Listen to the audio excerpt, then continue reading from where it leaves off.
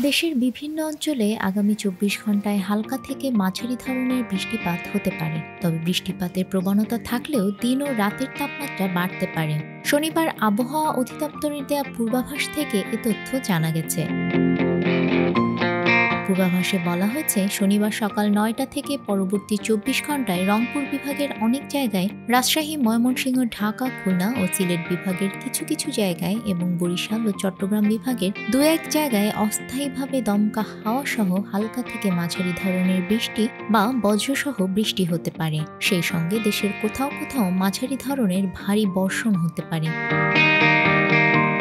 আবহাওয়া অফিস বলছে, আগামী ৩০ সেপ্টেম্বর পর্যন্ত প্রায় সারা দেশেই হালকা থেকে মাঝারি ধরনের বৃষ্টিপাত হওয়ার সম্ভাবনা রয়েছে। তবে আগামী ১ অক্টোবর থেকে বৃষ্টিপাতের পরিমাণ বাড়তে পারে। এরপর ৩ থেকে ৪ দিন সেই বৃষ্টি অব্যাহত থাকতে পারে বলে ধারণা করা হচ্ছে। আজ ভোর ৬টা থেকে গত ২৪ ঘন্টায় রংপুরের তেঁতুলিয়ায় সর্বোচ্চ ১৮৩ মিলিমিটার বৃষ্টিপাত ও সর্বনিম্ন তাপমাত্রা ২১.৯ ডিগ্রি সেলসিয়াস রেকর্ড করা হয়েছে। আর সর্বোচ্চ তাপমাত্রা ৩৪.৫ ডিগ্রি সেলসিয়াস ছিল শ্রীমঙ্গলে।